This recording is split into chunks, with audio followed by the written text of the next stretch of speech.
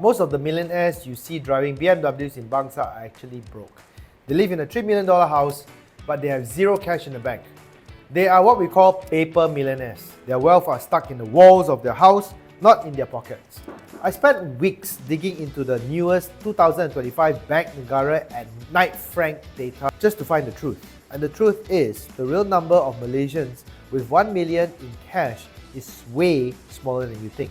By the end of this video, you will know the difference between looking rich and being wealthy. And you're going to know more about the reality of money in Malaysia than more than 99% of the people in the streets. So let's look into the numbers right now. First, we have to clear up the biggest lie in finance: net worth. Net worth is just paper maths. It's your asset minus your liabilities. If you have a $1.2 million house in Subang, but you still owe the bank 400,000 and you have 200,000 in your EPF, guess what? You are a millionaire. But can you spend that million? No. Okay, in Malaysia, 50% to 60% of a typical millionaire's wealth is in their primary residence. Okay, the data shows that only about 0.36% of adults in this country hits the global high net worth status, which is US 1 million, about 4.6 million ringgit. Now that's only about 85,000 people to 120,000 people in a country of 34 million. But if you look at liquid millionaires, people who have already 1 million in cash, stocks or gold that they can actually use today, the numbers are tiny. Feel that 25,000 people in the entire country have 1 million in liquid assets. Now that's about 0.07% of the population.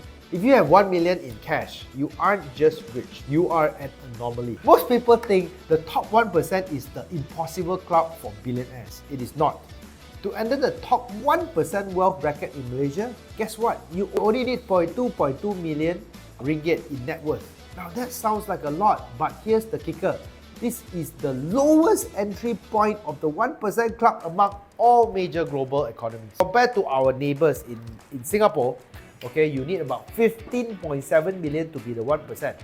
In the US, you need to have 18.9 million. So I tell you, Malaysia is cheap. Why is our entry point so low? Because of the extreme wealth inequality, right? In Malaysia, the top 10% controls 70% of the wealth.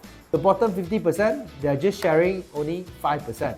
This is why 1 million feels so far away for the average person. The median salary in Malaysia is about 2,800 ringgit. If you make 2,800 and below, you aren't just behind, you're playing a game where the maths is stacked against you from day one. So how do people who actually have it get there? For the salaried worker, there's only one tool: EPF. So if you start at 25 with a salary of 2,500, get a 3% raise a year, and the EPF hits a 5.5% dividend, you will hit 1 million by the age of 65. But this only happens if you follow 3 golden rules that most Malaysian breaks. 0 early withdrawals. Okay, please don't take any money out. 52% of workers withdraw their EPF early for houses, for education, for holidays. 0 job gaps. You have to be consistently employed for the next 40 years. In other words, love your boss. The future self-tax. Every 10,000 you take out at age 35 for a small emergency or for a house down payment actually costs you $45,000 in your retirement. You aren't using your own money, you're stealing from your 65-year-old self. The other tool is property.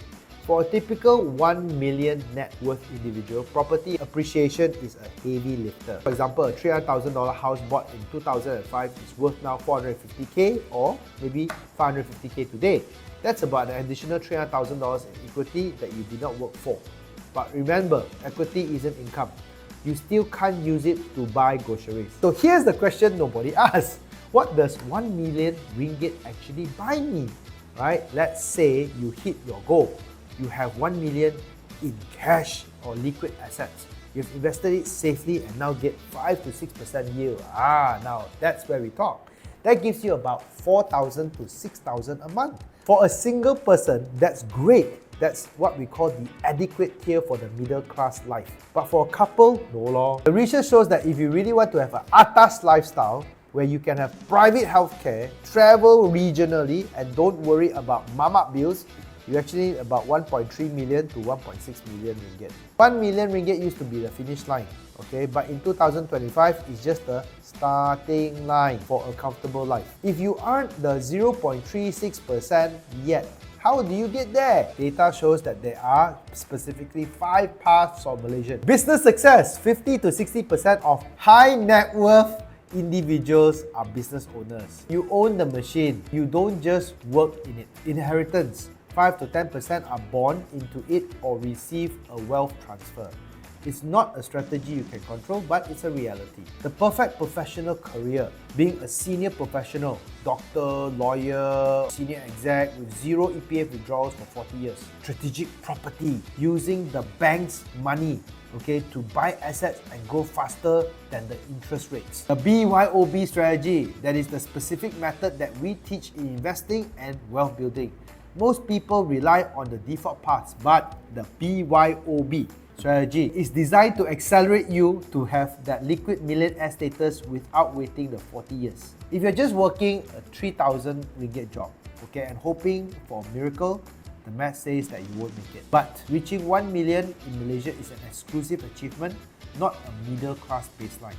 Most people you see acting rich are just one medical emergency or one job away from losing it all. Don't chase paper net worth, chase liquid yield. Stop focusing on your house price and start focusing on your income replacement. Because at the end of the day, ringgit 1 million in the walls of your house won't pay for your heart surgery. If you want to see the actual maths, the exact step to use the BYOB strategy to bridge that other 40% gap and build wealth that actually pays you every month, we're hosting a free workshop. We're going to show you how real Malaysians are building liquid assets without having just hoping their EPFs is enough. The link is in the description. I'll see you there.